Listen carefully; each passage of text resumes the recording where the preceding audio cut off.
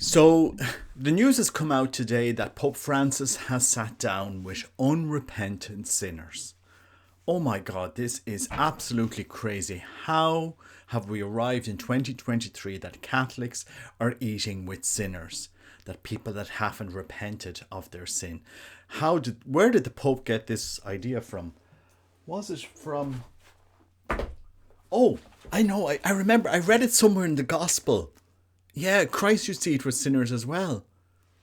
Even sinners that maybe hadn't repented. He didn't look at them and decide, no, am I going to eat with you? Have you repented first before I eat with you? Oh, you've repented. Ah, no, I'll sit down and eat with you. You know, they criticised him because he ate with sinners. He ate with people which were we don't associate with them. Now, people could criticise this papacy all they like. And maybe the Pope is doing good things or bad things. That's up for the rest of the church to judge as some forth. But unless we are able to look people in the eye that we disagree with, fundamentally disagree with, unless we're able to look them in the eye, sit down and have a meal with them, we will never be able to give them the gospel. Never. Never. How are we supposed to? How are we supposed to ever give them the good news if we're not able to sit down and eat with them? So that the Pope has sat down and eaten with sinners that haven't repented. Thank God for Pope Francis. And if you have such hatred for the Pope, please go and unsubscribe to my channel. Please go. If you hate him, just go. Please. You know,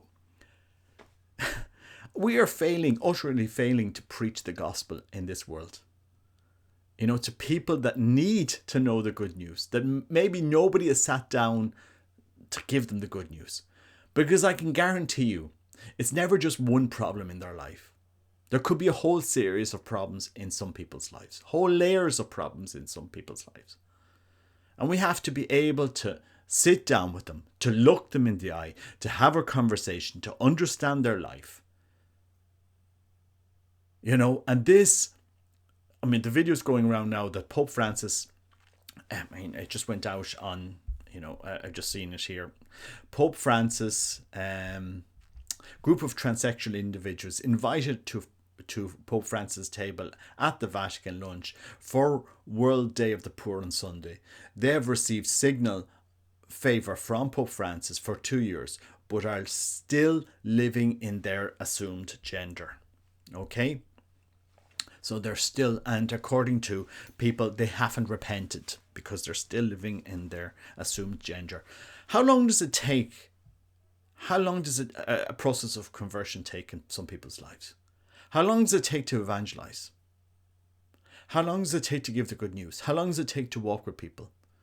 Where in the gospel says, now, if you don't convert within the next 30 days, please don't come back here because I'm not going to deal with you. You know, you have to work on my time scale. Unless you're working on my time scale, no, not dealing with you, not working with you, no evangelization for you, no work with you, no mercy for you. I'm sorry, you go back there, and until you're perfect, don't come and sit with us to eat. Do you know that? Guys, look, where are we going as a church if we cannot sit and eat with people we fundamentally disagree with? You know, people that we call sinners. I think people that are throwing stones at these people, these men that are dressed as women, that are transsexuals, people are throwing stones at them. Be careful, because someday that stone might come flying back to hit you with a lot more force. You know, I am sure that when Pope Francis goes to heaven, our Lord is not going to turn around to them. Shame on you, Pope, for sitting with sinners. Where did you get that idea from? Even you were sitting and eating with unrepentant sinners. That is a terrible thing to you. You should be doing. Where were you doing? You should have been doing other stuff and never eating with sinners. Whatever side of the church we find ourselves on to, we have to be able to sit down and have a meal with people. We have to be able to sit down, have a meal, understand them. Understand it, maybe take time to to allow God's grace to work in their lives, to preach into their lives, to help them. It may take a while. So look, if you hate the Pope, please, for the sake of your soul, please unsubscribe to my channel. Go and click the unsubscribe button and go off to the other channels that absolutely destroyed the Pope, because I am sick of that. I am honestly sick. I'm just fed up. Do you know, he's going to make mistakes. He's going to get things wrong. But I'll say something that came to me in a dream. And I haven't blogged about this because I don't feel I'm worthy.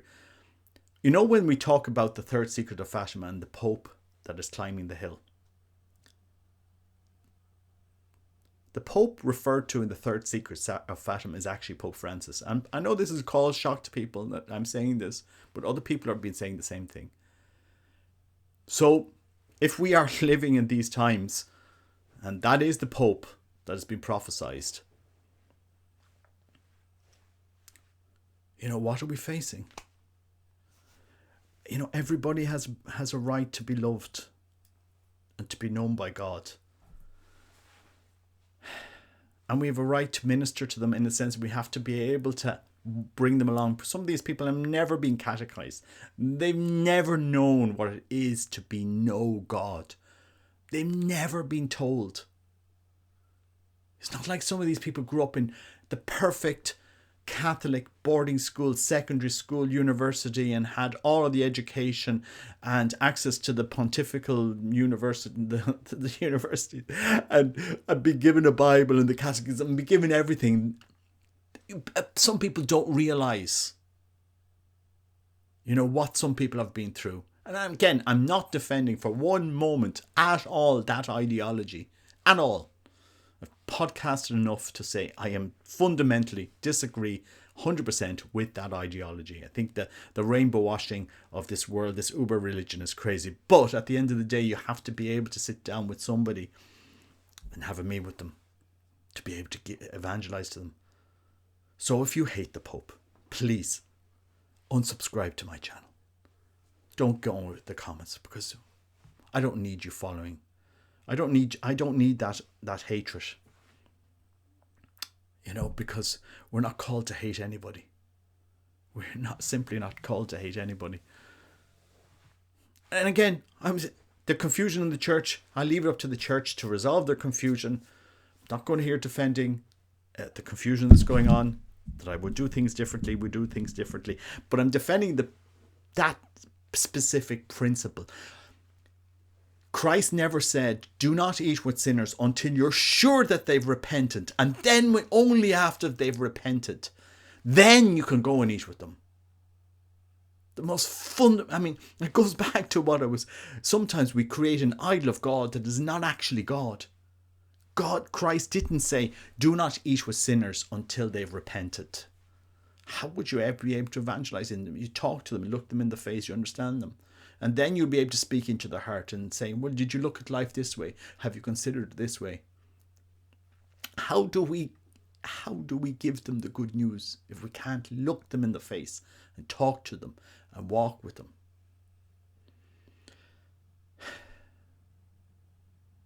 I don't know.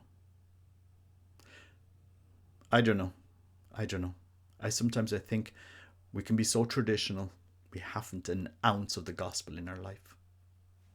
That's sad. God bless you. Take care. Bye-bye.